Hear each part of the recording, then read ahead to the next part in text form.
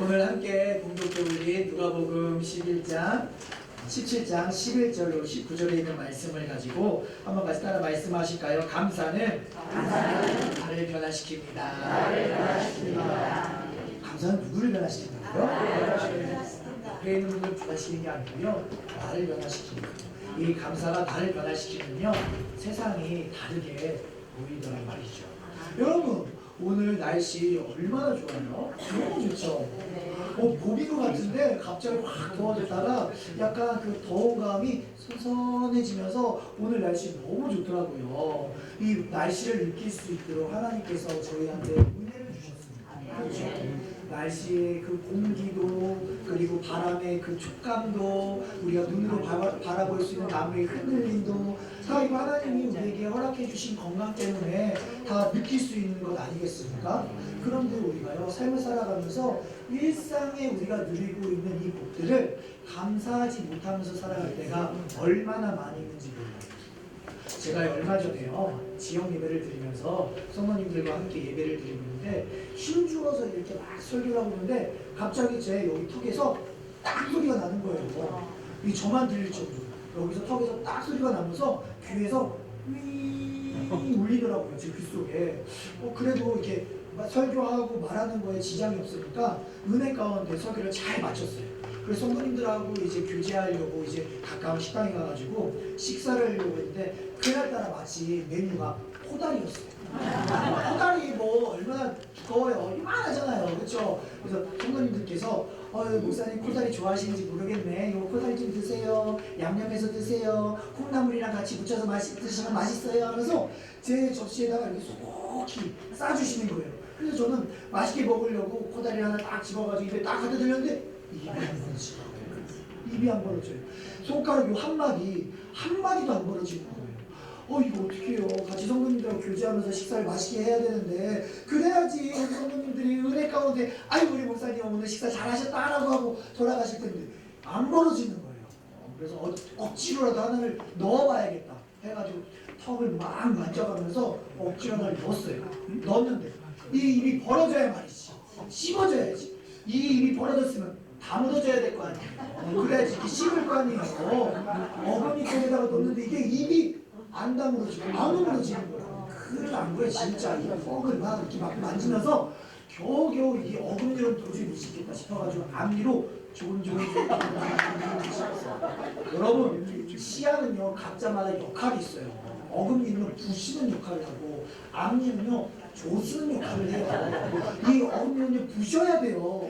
이걸 부셔야 되는데 부수지 못하고 조수니까 이렇게 찌까찌까니까 이게 도저히 맛도 느껴지지도 않고 아이고 입이 안 벌어지니까 이게 도저히 안 되겠더라고요. 그래서 옆에 미역국이 있더라고요. 미역국에다가 몰래 밥을 싹 말았어요. 그리고는 밥을 말아가지고 미역국을 호로록 먹고 있더니 옆에서 보고 계시는 권사님들하고 지역장님 우리 목사님 코다리 안 좋아하나 보다. 우리 지역장님 오늘 코다리 하지 말자라고 했잖아. 내가 코다리 하니까 이렇게 말씀하시는 거 좀 멀리서 아니에요. 제가 코다리 정말 좋아해요. 근데 오늘 제가 예배드리다가 이게 턱이 빠졌는지 딱 소리가 나면서 지금 입이 안 벌어진다고 저 신경 쓰지 마시고 맛있게 드시라 이야기했는데 우리 목사님 식사를 못하셔서 어떻게 하나 라고 걱정은 하시는데 어찌나 맛있게 드시는지 이렇게 코다리나 이렇게 다 이어져 있는 거예요. 걱정은 그렇게 하시면서 맛은 또 얼마나 맛있게 드시는지 그래도 제가 너무나 감사하게 잘 식사를 마쳤는데 제가 그날 깨달았잖아요. 하나님, 제가요 이렇게 건강하게 사역할 수 있는 거 먹고 맛보고 씹을 수 있는 거 이거 다 하나님 은혜입니다. 하나님이 제 건강 책임져 주지 않으시면 하나님 제가 이렇게 사역할 수 없네요. 하나님 오늘도 제가 이거 입을 벌려서 하나님 말씀 선포하는 거 은혜입니다. 감사합니다. 맛볼 수 있는 거 씹을 수 있는 거 은혜입니다. 감사합니다. 라고 했다고요. 이거 어떻게 나왔을까요? 이거 고치느라 고생 많았어요. 토요일날 예배 드렸었거든요. 토요일날 예배 드렸으니까 3시 4시쯤 끝나니까 병원을 갈 수 없는 거예요. 오늘 또 주일이니까 또 병원 못 가는 거고 한 이틀을 고생했다고 입을 못 벌려가지고 다음날 월요일 돼가지고 한의원에 갔는데 침을 전 세상에 그렇게 얼굴에다가 수십 방울 넣는 거 처음 봤어요. 의사 선생님께서 막 입에다가 손가락을 딱 집어넣고 인정사정 없이 막 잡아 빼는데 이거 막 체면이 말이 아니에요. 막 하는데 그날 겨우 해가지고 이제 입이 벌어져가지고 그날부터 이제 식사를 하는데 정말 여러분 식사하실 수 있는 거 감사합니다. 우리가 일상에서 당연하게 누릴 수 있는 이 모든 것들이요 하나님께서 은혜를 주셔서 우리가 누리는 것임을 우리가 꼭 잊지 않고 감사했으면 좋겠습니다. 오늘 말씀을 보니까 10명의 나병 환자가 등장을 해요. 그렇죠? 10명의 나병 환자. 이 나병은요 예수님 당시에 아주 부정한 병이었어요. 사람들은 이렇게 인식을 했어요. 너희가 하나님께 죄를 지었기 때문에 하나님께서 벌을 내리셔서 너희가 나병에 걸린 거야 라고 사람들은 인식을 했어요. 그래서 이 사람은요 마을 공동체에 같이 살 수 없었어요. 왜냐하면 부정한 사람들이기 때문에 부정한 사람 옆에 혹시 같이 갔다가 접촉이 되면 나도 부정한 사람이 되는 거죠. 그러니까 이 사람들은요 사랑하는 가족들하고도 같이 살 수 없는 거예요. 여러분 생각해 보세요. 아픈 것도 고통스럽죠. 근데요 더 고통스러운 건요 육체의 고통이 아니라 마음의 고통이잖아요. 내가 아플 때 아무도 돌아보주지 않아. 아무도 나를 신경 써주지 않아. 이러면 얼마나 외로워요. 근데 이 나병 환자들이 그렇게 살았다. 그래서 마을 밖에서 쫓겨나가서 자기들끼리 서로 돌아보면서 살았다. 나병 환자들끼리. 이런데 이들이요 아픈 가운데 있었을 때에 예수님께서 그 마을을 지나가신 거예요. 예수님께서. 그래서 멀리 있어서 예수 선생님이요 우리를 불쌍히 여기소서 라고 이야기를 했어요. 그러자 예수님께서요 그들에게 이렇게 이야기하십니다. 너희의 몸을 제사장한테 보여라. 아니 너무 이상하지 않아요? 예수님께서 고쳐주시면 좋겠는데 너희가 깨끗이 나았다라는 것이 아니라 너희의 몸을 제사장한테 보이라 라고만 말씀하시는 거예요. 그래서 그들은요 예수님 말씀에 순종했죠. 그래서 제사장한테 가는 길이었어요. 그런데 너무나 놀라운 것은 제사장한테 그 가는 길에 그 10명의 나병 환자들이요 다 깨끗이 낫게 된 거예요. 왜 예수님께서 제사장한테 그 몸을 보이라고 이야기했을까? 그 제사장한테 몸을 보이라는 것은 그 병이 부정한 병이라고 이야기했잖아요. 그렇죠? 그리고 마을의 공동체나 가족회의 공동체에 들어올 수 없다라고 이야기했죠. 제사장한테 자신의 몸을 보이고 그 나병이 깨끗이 나음을 받았다는 것을 인정받아야지. 너희들 이제 다 나았구나. 공동체로 들어와. 너희들 다 나았어. 이 나병 환자 깨끗이 나았어요. 인정해줘야지만 그 공동체로 들어올 수 있어요. 그래서 예수님은요 그 사람들을 제사장한테 보내셨던 거예요. 가던 길에 예수님의 말씀에 순종하였던 그 모든 사람들 깨끗이 나음받았죠. 그렇죠? 맞아요. 할렐루야. 너무나 감사한 일이에요. 근데 그 중에 오늘 15절 말씀을 보니까 그 중에 한 사람이 자기가 나은 것을 보고 큰 소리로 하나님께 영광을 돌리며 돌아왔대요. 10명이 고침받았는데 돌아온 사람은 몇 명이었어요? 한 사람이었어요. 이 한 사람은요 자기가 이 고침받은 이 육체에 고침받은 그 이면에 하나님이 계시다라는 것을 알았던 거예요. 하나님이 치료해 주셨다는 것을 깨달은 거예요. 그래서 하나님께 영광을 돌리기 위하여 예수님께 왔다라는 것이죠. 여러분 이 사람들은요 너무나 힘든 삶을 살았습니다. 나병으로서의 육체의 고통뿐만 아니라 사람들의 괄시와 멸시를 받으면서 살아왔었던 삶이었죠. 오늘 하나님께서 우리에게 주시는 첫 번째 메시지는요 모든 일에 감사하라라는 것입니다. 성경은요 우리한테요 감사할 때 좋은 일이 있을 때만 감사하는 것이 아니라 모든 일에 감사하라고 이야기하고 있습니다. 그것이 데살로니가전서 5장 18절에 정확하게 나와 있어요. 범사에 감사하라. 이는 그리스도 예수 안에서 너희를 향하신 누구의 뜻이라고요? 하나님의 뜻이래요. 하나님의 뜻. 범사에 감사하는 것. 좋은 일이 있을 때만 감사하는 것이 아니라 슬픈 일이 있을 때, 아픈 일이 있을 때, 억울한 일을 만났을 때라도 하나님께 믿음으로 감사를 심어라 라고 말하는 것이 하나님께서 우리에게 가르쳐주신 감사의 태도입니다. 여러분 그렇게 살아가고 계신 줄로 믿습니다. 우리 여기 사회사업 미용성교회 여러분들은요 믿음 가운데 이 자리에 모이신 분들인 줄로 믿습니다. 네. 믿음의 가장 중요한 것은요, 감사로 그것을 드러내는 것이에요. 네. 내가 하나님 지금은 너무나 어렵습니다. 하나님 내가 지금은 너무나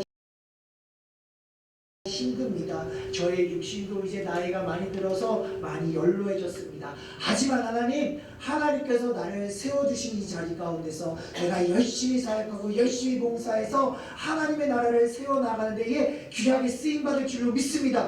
무엇으로 심어요? 믿음으로 심는 거예요. 내 눈에 보이는 것 없죠. 내 손에 잡히는 것도 없습니다. 내 귀에 좋은 소식은 들리지 않는 것 같아요. 그렇지만 주님께서는 우리에게 말씀하십니다. 믿음으로 심어.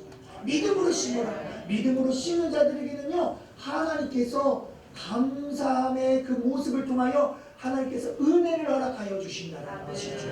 하나님께서 감사로 믿음을 심는 자들에게는요, 마음의 평강함을 주십니다. 아무것도 염려하지 말고 모든 일에 기도와 간구로 감사함으로 하나님 앞에 아뢰라. 그리하면 모든 지각에 뛰어나신 하나님의 평강이 너희의 마음도 너희의 생각도 어떻게 해주신대요? 지켜주신다라고 말씀하고 계시잖아요. 하나님께 믿음으로 감사를 심으면요, 우리의 삶이요 변화되어집니다. 여러분, 우리 교회에 새로 오신 전도사님 이야기, 이 전도사님은요 몇 날 며칠 힘들어하셨어요. 왜 힘들어하셨냐면 소화가 안 되는 거예요. 소화가 뭐만 먹으면 소화가 안 되고 가슴이 답답하고 더부룩하고, 트름을 하면 이렇게 좀 소화가 돼가지고 음식도 다시 먹을 수 있을 것 같은데, 트름이 여기서 뱃속에서 꼬락꼬락꼬락꼬락 올라오는 게 느껴지시더래요. 그럼 트름이 목구멍을 통해서 이렇게 나오면 되잖아요. 근데 트름이 방울처럼 꼬락꼬락꼬락꼬락 생기거든요. 이걸 트름 목구멍으로 나오려고 하면 다시 꼬르르르 들어가더라는 거예요. 이거 얼마나 사람 미치고 활짝 찌는 거예요. 이러니 먹을 때마다 가슴이 답답하고 가스가 차는 것 같고 해가지고 이거 안 되겠다, 병원 가봐야겠다 해가지고는 병원에 가서 내시경을 받기로 했어요. 너무나 걱정되는 마음에 사모님 손을 붙잡고 가셨대요. 처음 받는 내시경이라서 너무 두렵기도 하고 떨리기도 하고 걱정도 되는 마음에 수면 내시경 하지 않고 생으로 눈을 붙들고 생으로 하셨대요. 입을 벌리셔가지고 수면 내시경 하는데 너무 고통스럽다고 말씀하시더라고요. 입에서는 침이 줄줄줄 새어오고 눈에서는 눈물이 나고 코에서는 콧물이 나는데 숨을 좀 참고 싶고 침을 삼키고 싶은데 의사 선생님은 숨 참으시면 안 돼요, 침 삼키시면 안 돼요 라고 이야기해가지고 너무 고통스럽게 위 내시경을 딱 맞췄는데 이 선생님 표정이 안 좋아합니다. 그래서 밖에서 기다리고 있던 사모님을 먼저 부르셨어요. 사모님을 불러서 뭐라고 이야기하시더니 밖에서 대기하고 있었던 전도사님과 함께 부부에게 말씀을 하시더라는 거예요. 식도암이 좀 보인다.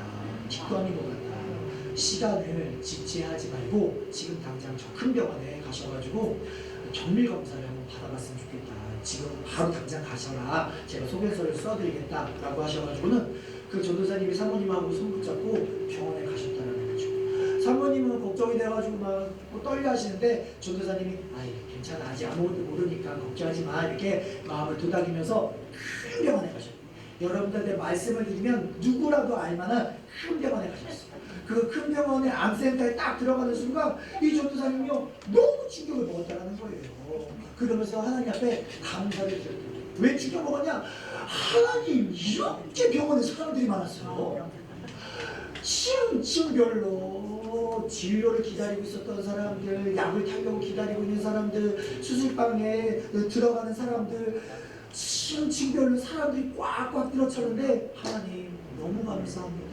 제가 이렇게 건강하게 하나님 사역을 이뤄나가네요. 하나님께서 제 건강을 붙들어 주셔서 이렇게 건강하게 사역했습니다. 제가 하나님의 그 도우심을 제가 몰랐습니다. 하나님 감사합니다 라고 이렇게 감사의 고백을 드리고는 제가 예약했던 그 교수님을 만나려고 이제 들어가셨대요. 의사 선생님께서 그 소견서하고 그 전에 병원에서 띄워줬던 CD를 보시고는 위암이네요 라고 말씀을 하시더라는 거예요. 그러면서 얼마나 퍼졌는지 모르니까 한번 이게 PET-CT라고 이게 얼마나 퍼졌는지, 전신이 퍼졌는지를 확인하는 그 CT를 찍어보자고 빨리 입원하시라고 이야기를 하시더라는 거죠. 그때부터 이제 전도사님하고 사모님은 이제 걱정이 되는 거예요. 이제 전도사님은 이제 입원을 하셔가지고 그 하루 온전히 입원하시면서 다음날 이제 검사를 받으려고 준비하고 계셨대요. 큰 장기암도라는 거, 장기암도라는 거예요. 그때 이제 전도사님이 아이가 3살짜리, 4살짜리 아이가 있었고, 이제 막 태어난 이제 또 아이가 또 있었대요. 막 태어났대, 막. 이 눈앞이 깜깜해지더라는 거죠. 주변에 친구, 부모님이나 성도님들이 소천하셨을 때 조문 가서 아이고 이제 죽음이 남의 일이 아니구나, 내 부모님들도 이제 소천하실 수 있겠구나라고 죽음이 가까이 왔다라고 느끼긴 했지만 죽음이 막상 나의 문제가 되고 보고 나니까 이거는 남일 같지 않은 거예요. 앞이 깜깜해지고 아이고 나야 하나님께서 부르셔가지고 천국에 가면 나는 솔직히 인간적으로 편할 수는 있어도 남겨진 가족은 어떻게 걱정이 되더라는 거죠. 아내하고 아이들은 이거 어떻게 살아가나라는 걱정 때문에 그 병원에 있는 교회 가가지고 주여 살려주시옵소서 살려주시옵소서 아주 그날 새벽 늦게까지 그냥 기도하셨다라는 거예요. 그 다음날 이제 검사를 받으시려고 이제 검사를 받으시고 나서 검사 결과 들어오러 가야 되잖아요.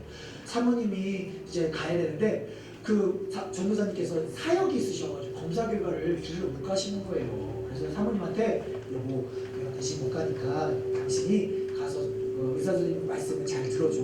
대신에 당신이 경황이 없어서 당신이 또 잘못 전해드리면 또 내가 좀 그럴 수 있으니까 의사 선생님 몰래 좀 녹취를 좀 해. 그럼 내가 의사 선생님 하는 말을 좀 그대로 좀 듣고 싶으니 당신 좀 그렇게 해줘라 라고 하고는 사모님이 가셔가지고 검사 결과를 들으러 가셨대요.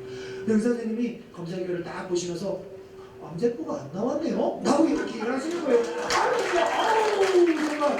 그래서 사모님이 그러면 선생님 암이 아니에요? 라고 이게 너무 반갑게 말씀하셨대요. 그러네요. 아유, 이 암이 이 특성이 이 암세포가 세포 깊이 있어서 저희가 그것을 감안해 두고 깊이 찔러서 생성을 했는데 암세포가 안 나왔습니다. 하지만 이 암의 모양이나 사이즈가 우리가 알고 있는 그 암이 맞습니다. 다만 이 암이 세포 깊이 있어서 잘 검출이 잘 안 됩니다. 다시 한번 2차 검사를 받아봤으면 좋겠습니다. 라고 진료해 주신 의사 선생님은 그렇게 말씀을 하셨다는 거예요. 하지만 수술해 주시는 집도의 선생님은 따로 계시니까 그 선생님하고 좀 조율하고 상의해가지고 결정하는 게 좋겠습니다. 라고 이야기를 하셨대요. 그래서 그 수술해 주는 그 집도의 선생님이 말씀하셨다는 거죠. 아유 이거 암 맞아요. 암 맞는데 이거 암세포가 깊이 있어가지고 잘 그 검치가 안 되는 거예요. 그러니까 수술해가지고 수술한 그 조직을 가지고 세포 그 검사하면 조직 검사하면은 암세포 나올 겁니다. 아니 수술합시다. 다른데 다행히 전이되지 않았으니까 빨리 수술해가지고 위 절제합시다. 라고 이야기를 하시더라는 거죠. 그러니까 이 전도사님은요 그 이야기를 듣고는 사역을 해야 되잖아요. 사역을 나는 하나님께서 맡기신 사역을 빨리 해야 되는데 또 입원하고 또 검사 결과 들어가고 하면은 사역이 집중이 안 되고 또 시간이 낭비된다라고 생각하시는 거예요. 그러니까 큰 병원이고 믿을만 암센터고 하니까 의사 선생님이 확실하게 암이라고 이야기하시니 암인가 보다라고 생각하고는 수술하기로 결정하신 거예요. 수술을 하시려고 이제 수술을 다 하셨어. 수술하시고 나서 선생님께서 어떻게 수술해 주셨다라고 이제 말씀을 해주시잖아요. 그 수술을 어떻게 했다라고 이야기를 하는데 수술 위 자르려고 들어갔더니 식도 쪽에도 몽글몽글한 게 보여가지고 식도도 일부 잘라냈습니다. 그리고 위도 좀 잘라내고 그래서 남은 식도하고 위를 요 심장 근처에서 묶었어요. 그래서 이 묶은 것이 터지게 되면 남들보다 정상인분들보다 치사율이 60%가 넘어요. 라고 이제 설명을 해주시더라는 거죠. 근데 뭐 암이었잖아요. 위암이라고 수술하고 그렇게 몸을 맡겼으니까 들어가가지고 의사 선생님 판단하에 식도에 몽글몽글한 게 보였다라고 하면 그것도 아니겠지 라고 하고 선생님 수술 잘해주셔서 감사합니다. 그럼 저도 몸 회복하는 데 집중하겠습니다 하고는 몸 회복하는데 최선을 다하셨대요.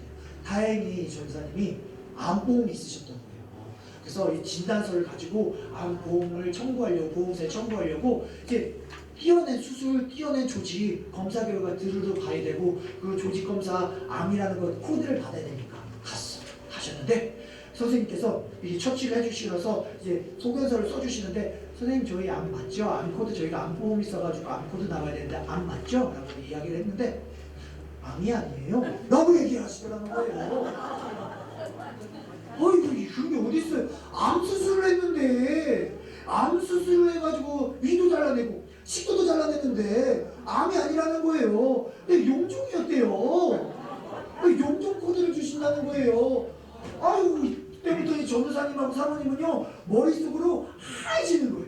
아니 당연히 아닌 줄 알고 나는 당연히 그 암코드 받아가지고 진단서 제출할 생각만 하고 이제 갔는데 아유 그 진단서에 암코드가 안 나온다는 거예요. 선생님 그럼 이게 암이 아니면 암코드가 안 나와요? 라고 물어보니까 아니 암인데 암이 아닌데 어떻게 암코드를 드려요? 라고 이렇게 뻔뻔하게 얘기를 하시더라는 거죠. 일반 사람 같았으면 어떻게 했겠습니까? 의사 멱살을 잡고 책상을 쥐었고 막 쌍 욕이 나가고 했을 거 아니에요. 근데 전도사님은요 아무 생각이 안 하셨네. 진짜 머릿속이 새하얘지면서 이거 어떻게 되나 라고 하면서 이제 뭐 생각났던 것이 이거 하나래요. 선생님 제가 그러면 어쨌든 암 수술을 해가지고 장기를 덜어낸 거 아니에요? 위도 잘라내고 식도도 잘라냈으면 그러면 제가 앞으로 무엇을 먹지 말아야 되고 어떻게 이렇게 음식을 주의해야 될 것들이 생활을 어떻게 해야 되는지 좀 알려주세요 라고 이야기를 했어요. 선생님 더 가관이 암이 아닌데 그럼 아무나 드세요 라고 이야기를 하시더라는 거죠. 아이고 얼마나 속상해요. 전도사님하고 사모님은요 안 되겠다 이 사람하고는 대화가 안 되겠다 라고는 생각하시고는 그냥 집으로 돌아오셨대요. 그러면서 차 안에서부터 한마디도 안 하셨어요. 집에 오셔가지고 그냥 하나님 앞에 그냥 기도하셨다는 거죠. 하나님 이게 어찌된 일입니까? 하나님 이게 무슨 일입니까? 하나님 도대체 이게 어떻게 저한테 이런 일이 일어날 수 있죠 하나님? 이렇게 계속 물어보셨대요. 아무 생각이 안 나시더라고요. 그런데 기도하는 중에 하나님께서 어떤 그림을 하나 보여주시는데 그 전도사님 그 병원에 처음 가셨을 때 그 이미지를 딱 보여주시더라는 거예요. 그 전도사님 그 병원에 가셨을 때 어떠셨다고 해요? 충격을 받았다고 했잖아요. 그러면서 감사했다고 이야기했잖아요. 그 모습을 딱 보여주시더라는 거죠. 맞아요 하나님 제가요 하나님 때문에 이렇게 건강하게 살겠습니다. 맞습니다. 하나님 은혜 없었으면 제가 이렇게 살지 못했습니다. 하나님 이 모든 것도 하나님의 도우심입니다 라면서 하나님께서 말씀을 해주시는데 너가 지금껏 사역했던 건 너의 힘으로 했던 건 아니다. 내가 함께 있었던 것이다. 너가 비록 아프다라고 너가 장기를 잃어버렸다고 생각하겠지만 너는 약한 자가 아니다. 내가 너를 들어 사용할 것이다. 내가 너의 등 뒤에 있을 것이다. 내가 너를 강한 자로 사용할 것이다 라는 하나님의 마음의 감동이 확 오더라는 거죠. 그러면서 이 전도사님은 눈물 콧물 쏟으면서 뭐라고 기도하셨냐면 하나님 감사합니다라는 게 나오더라는 거예요. 하나님 감사합니다. 하나님 감사합니다.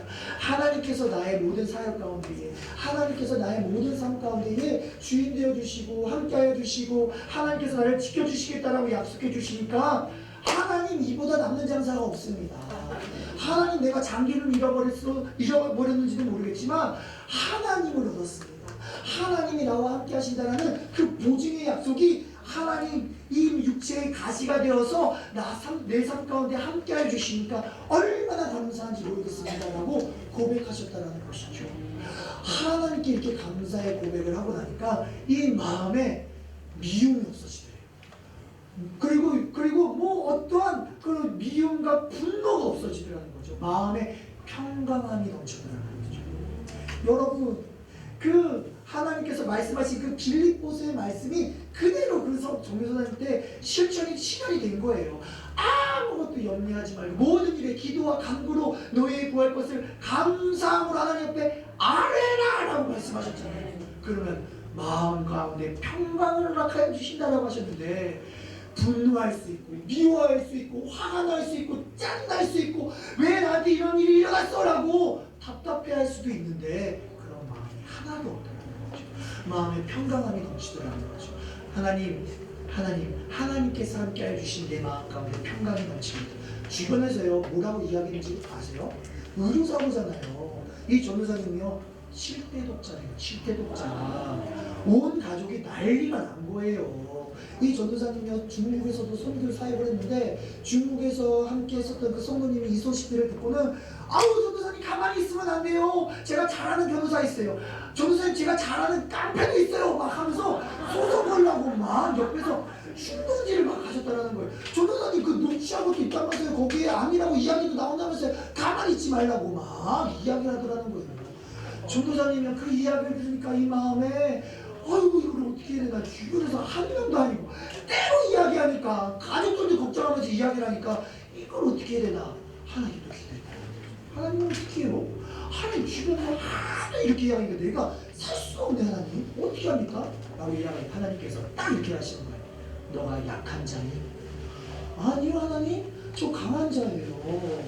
하나님 저 강한 자예요. 하나님 딱 그거 하나 물어보시더라고요. 너가 약한 자니? 아니요. 하나님께서 분명히 저한테 강한 자라고 말씀하셨습니다. 하나님이 함께 해주신다고 말씀하셨습니다. 아! 그거 뭡니까? 답이 나온 거예요. 병원하고 싸우려면 내가 어떠한 존재라는 걸 증명해야 돼요. 내가 피해를 입었습니다. 내가 환자입니다. 라는 것을 증명해야 되잖아요. 근데 하나님이 이미 나한테 약한 자가 아니라 강한 자라고 이야기했으니까 내가 병원하고 싸울 필요가 있어요? 없어요? 없는 거예요. 그러고 보니까 하나님 저는 강한 자입니다. 하나님께 모든 것을 내려놓겠습니다. 이 의사, 이 병원 하나님께서 알아서 판단하십시오 라고 내려놓고 나니까 이 의사 선생님이 믿지도 않더라고요. 저 병원이 믿지도 않더라는 거예요. 이 마음에는요 분노함이 하나도 없더라는 거죠. 이러니 이 마음에 평강이 넘치잖아요. 평안하잖아요. 그러니까 그 사역에만 집중하면 되니까 얼마나 이게 신이 나요. 하나님께 감사했다는 거죠. 하나님 너무 감사합니다. 이 전도사님이요 중국에서 사역하셨을 때 얼마나 먹는 걸 좋아했었냐면 중국에서 돌아왔을 때 무려 몸무게가 87kg였대요.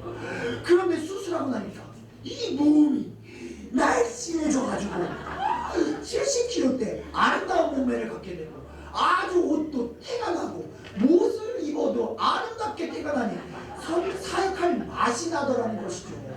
그러니까 감사할 게 한두 가지가 아닌 거예요. 내가 감사를 했더니 문제는 그대로야. 여전히 위는 없죠. 식도도 없어요. 여전히 문제의 상황은 그대로지만 내가 하나님께 감사를 했더니 감사가 감사를 낳고 감사가 감사를 낳아가지고 감사 뒤에 있는 문제는 보이지 않더라는 거죠. 내가 하나님께 감사만 했더니 이 마음에는 평안함이 멈췄다라는 거예요. 이 이야기의 주인공이 바로 저입니다.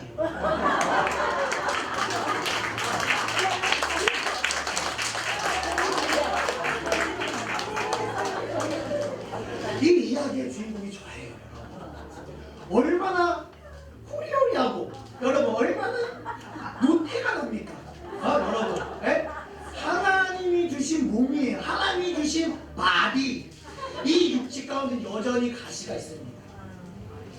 제가 먹을 때마다 제게 소화가 잘 안 돼가지고 이 목에서부터 걸려요. 식도에서부터 한번 걸리기 시작하면요 내려가지 않는 거니까 무엇을 넣어도 이게 내려가서 위에서 소화를 시켜야 되는데 이 식도에서부터 안 내려가니까 걸리는 거예요. 그래서 먹을 때마다 이게 힘들면은 몰래 남몰래 화장실에 가서 손가락 집어넣어서 개워내기도 하고 하는 것을 지금도 여전히 하고 있습니다. 하지만 그럴 때마다 제가 우액하면서 하나님 감사합니다. 하나님 감사합니다. 이 육체의 가시를 통하여 하나님이 영광 받아 주실 줄로 믿습니다. 라는 고백이 그 화장실에서부터 계속 되고 있거든요. 저는요 이런 육체의 가시가 저에게는요 하나님의 훈장처럼 느껴져요. 하나님이 함께 해주시겠다라는 그 언약의 말씀이 그때마다 저한테는 힘이 되고 하나님의 응원이 되고 믿음의 고백이 되거든요. 여러분 하나님께서 우리에게 말씀하신 감사의 태도는요 범사에 감사하는 것입니다.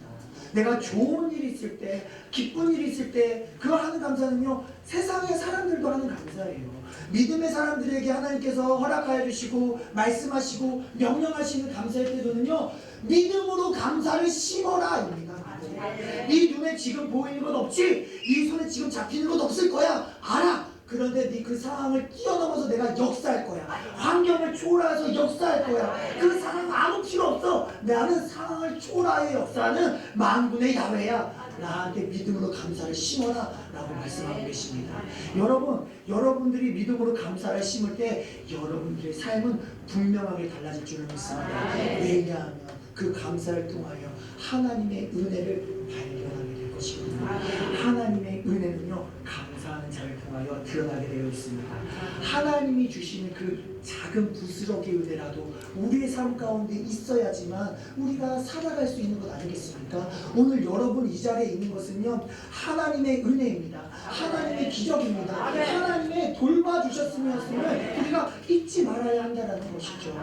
그렇기 때문에 우리는요 감사해야 할 이유가 충분한 사람인 줄로 믿습니다. 지금 너무나 힘든 삶을 살아가고 있습니다. 답답하죠. 막 마음에 막 속상함들도 있습니다. 내 마음대로 내 욕심대로 되지 않아서 힘들 때도 있습니다. 그러면 하나님께 감사하십시오. 그것이 믿음의 태도입니다. 하나님께서는 그렇게 믿음으로 감사를 심는 자들에게 기쁨의 단을 맺게 해주실 줄로 믿습니다. 저요 할 얘기가 조금 더 있는데 좀 들으실만 하세요? 그럼 한 번 더 이야기해도 될까요? 여러분 일어나 계시면 조금만 더 이야기할게요. 괜찮아요? 여러분 이 혈루병 걸린 여인이요. 혈루병이란다.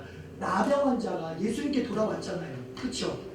예수님께 돌아와서 그 감사를 고백했을 때 예수님께서 19절에 뭐라고 말씀하시냐면요. 이렇게 말씀하시고 그에게 이르시되 일어나 가라 내 믿음이 너를 구원하였느니라 라고 말씀하고 계십니다. 이거 놀라운 겁니다. 여러분 감사를 드렸더니 이 영혼이 구원받은 거예요. 이 나병 환자 10명의 나병 환자는요 하나님하고는 상관이 없었던 사람이에요. 진노의 자식이었습니다. 사단의 자식이었습니다. 죽으면 저 지옥불에 떨어질 존재였다는 것이죠. 그런데 하나님께서 치료해 주셨다는 것을 깨닫고 하나님께 영광 돌리기 위하여 예수의 발 아래 엎드려 감사했었던 그 사마리아 사람, 그 나병 환자 딱 한 사람만 영원히 구원받는 역사가 일어났습니다. 관계가 하나님과의 관계가 회복이 되었다는 것이죠. 여러분 감사는요 관계를 회복시켜 주십니다. 우리가 감사를 드리면요 하나님께서 하나님과의 관계를 회복시켜 주시고요 우리의 삶 가운데 묶여져 있는 모든 인간적인 관계 또한 하나님께서 해결해 주십니다. 저희 집에는요 아이가 3명 있어요. 그 3명이 태어난 거죠. 제가 수술한 후로 그때 한 명이 태어났어요. 얼마나 하나님께 감사드려요. 장기가 없어도 아이를 낳는 데는 아무 지장이 없어요. 더 건강해요. 여러분 얼마나 건강한지 몰라요. 제가 아픈 사람처럼 보이세요? 아니죠. 봐봐요. 하나님이 함께하면 이렇게 감사하다니까요. 큰애가 13살인데 요즘 아이들 말 엄청 잘하는 거 아시죠? 말로는요 부모가 이길 수가 없어요. 감당이 안 된다니까요. 그래서 저희 아이가 어느 날 말을 하는데 뭐가 삐졌어요. 삐져가 대답을 안 하는 거예요. 왜 화가 났어? 그러니까 얘기를 안. 아빠 밖에 나와서 기다리고 있으니까 마음이 좀 풀리거든. 나와서 아빠한테 좀 이야기를 해줘. 라고 이야기를 시간을 줬어요. 내가 좀 시간이 지나더니 저한테 와가지고 이야기를 하는 거예요. 아빠 나 지난번에 아빠가 나 엄청 혼냈잖아. 그때 혼냈지. 너가 그때 잘못했지 이 녀석아. 그래서 막 이야기했는데 아빠 그때 사실 동생이 나를 몰래 때려가지고 나도 화가 나가지고 같이 때린 건데 아빠는 내가 때린 것만 보고 아빠는 나만 혼냈다고 아빠는 꼭 나만 미워하는 것 같이 느껴진다고 막 이야기를 하는 거예요. 이야기를 들어보면 저는 사정을 제가 고려하지 않고 제가 아들만 혼낸 거잖아요. 그렇죠? 제가 잘못했잖아요. 그랬구나. 미안해. 아빠가 그걸 몰랐어. 아빠가 잘못했어. 미안해. 아빠가 다음에는 모든 상황을 잘 판단해가지고 이야기를 할게. 미안해 아들. 미안해 하면서 안아줬거든요. 이 안아주면서 내가 미안하다라고 이야기하는 그 순간 이 아들의 마음 가운데 이 응어리졌던 거, 상처받았던 거, 그 억울해가지고 있었던 그것들이 그 풍선 바늘 팡 터지면 팍 터지잖아요. 팡 터지듯이 폭포수처럼 와 하면서 울면서 저한테 안기는데 이야 얘가 막 주체할 수 없이 우는 거에 막 흐느끼면서 막 그래서 제가 안아주면서 더 울어 아빠가 미안해 아빠가 잘못했어 라고 이야기하면서 제가 이거를 토닥이면서 안아주고 있는데 제 마음 가운데도 나도 이게 있는데 나도 이게 터져야 될 게 있는데 하나님 저도 이 마음 가운데 이 속상함도 터져야 될 거 있는데 막 하면서 제가 우리 아들을 안아줬거든요. 저희 어머니랑 같이 산다고 했잖아요. 여러분 저 7대 독자예요. 7대 독자. 여러분 집안에 7대 독자가 있잖아요. 그러면요 할아버지 할머니는요 이 아이가 발이 땅에 떨어지면 안 돼요. 날마다 이렇게 금이야 오기야 맨날 업어 키우고 물고 빨고 하시거든요. 저희 집이 식당을 했어요. 식당을 손님들이 와가지고 식사를 하시잖아요. 그럼 저희 제가 막 이렇게 홀에 막 돌아다녀요.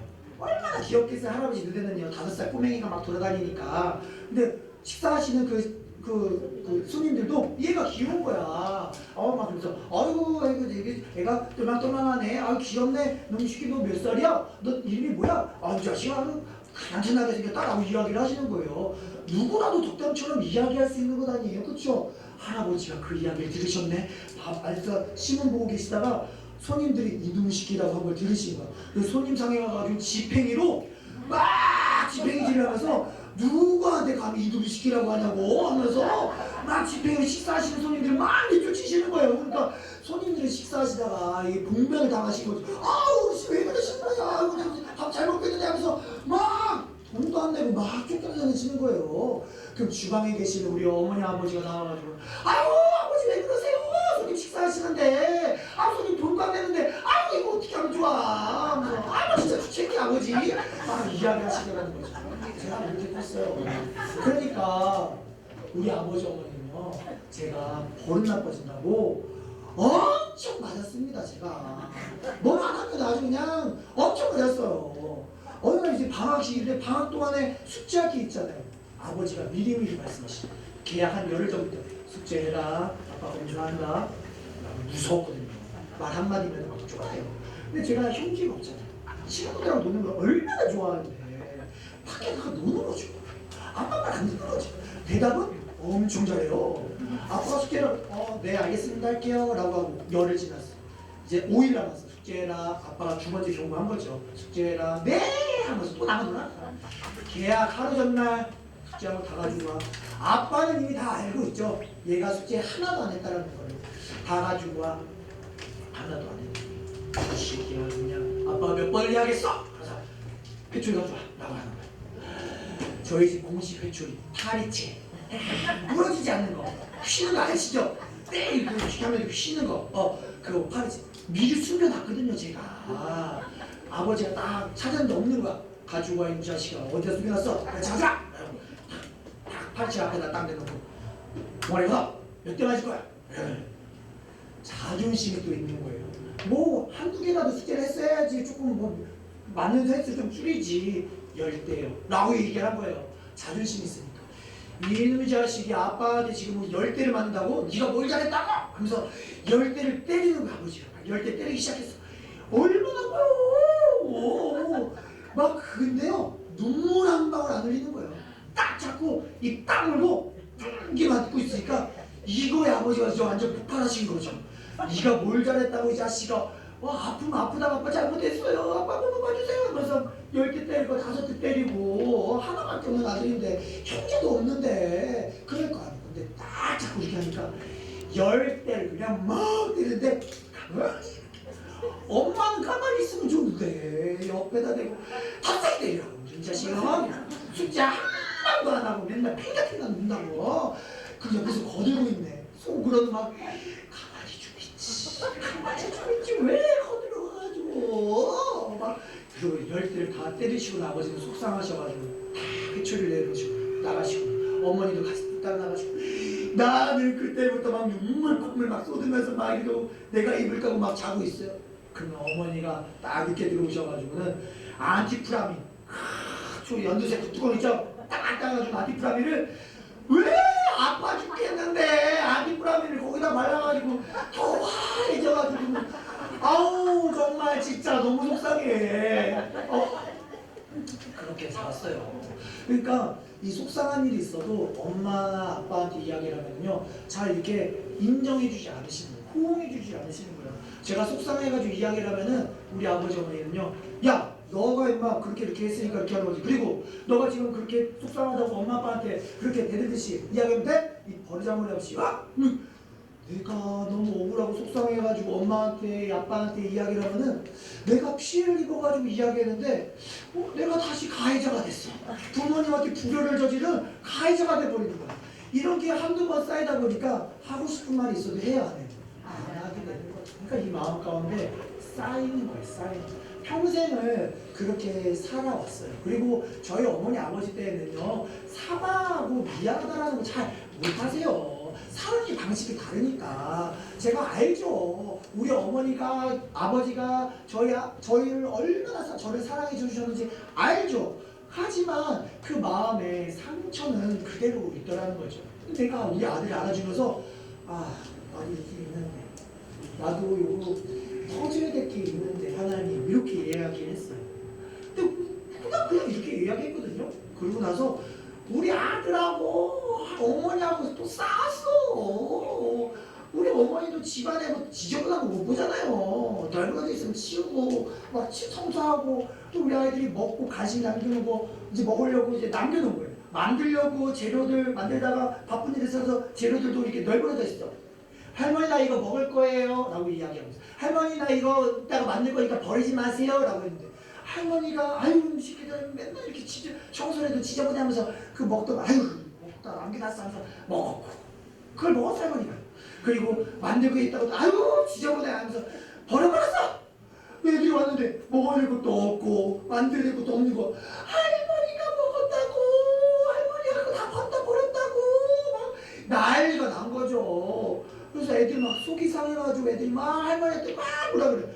그러면 할머니가 뭐 너희들은 뭐 지저분하게 내가 치운 거지 깨끗하게 하고 지내 라고 이야기를 하시는 거예요. 저는요 속상하잖아요. 중간에서 어머니 실수하셨으면 애들한테 그냥 미안하다 한마디 하면 끝나는데 아이고 애들은 요즘에 속상하면 속상한 거 다 이야기해요. 어머니가 미안하다 한마디 하세요. 너는 애를 그렇게 키우냐? 할머니가 더러운 거 치우고 청소했으면 고맙다라고 이야기해야지. 그리고 너는 말을 그렇게 하면 되겠니? 나는 이 집안에서 뭐 벙어리로 살아야 되냐? 여러분들의 집에 있는 일 같죠? 아유 내가 좀 어머니한테 이야기 안 되는 거예요. 그래 알았어요 어머니. 네 그래요. 얘들아 할머니가 잘 미안하다는 말 잘 못해. 왜 좀 이해해라 라고 하는데 제가 어느 날 교회 갔다 왔는데 애들이 졸려 부르는 거예요. 아빠 할머니가 그저께 있었던 거 미안하다라고 이야기하셨어? 할머니가 미안하다라고 이야기를 하셨다는 거예요. 저희 어머니 47년생이시거든요. 평생 저는요 미안하다는 이야기 들어본 적이 없습니다. 근데 그 아들한테 미안하다라고 이야기했다는 거. 야 너는 진짜 너 정말 좋았겠다. 야 너 어땠냐? 너 좋았다고. 나도 그래서 할머니한테 미안하다라고 이야기했다고. 그리고 이야기했다는 거예요. 저하고도 얼마 전에 다툰 일이 있었는데 뭐 말해봐야 소용없으니까 그냥 이렇게 넘어갔어요. 근데 그 일 있고 나서 어머니가 미안해 라고 이야기를 하시는데 제가 평생에 어머니한테 미안하다는 말 한마디도 못 듣고 살았거든요. 근데 제 마음속에 터져야 될 것들 그게 팡 터지면서 제가 집에 방 안에 들어가서 아내 앞에서 펑펑 울었다는 거 아니에요. 펑펑 울었다는 거 아니에요. 제가 우리 아들 안아주면서 하나님 저 터질 게 있는데 라고 이야기했던 걸 하나님께서 들으신 거예요. 하나님께서 그렇게 역사하셔서 하나님께서 제 마음속에 있던 눈머리를 회복시켜 주시고 하나님과의 관계가 회복된 것처럼 우리 어머니와의 관계도 하나님께서 회복시켜 주셨다는 걸 알겠습니다. 여러분들의 삶 가운데 감사를 드리잖아요.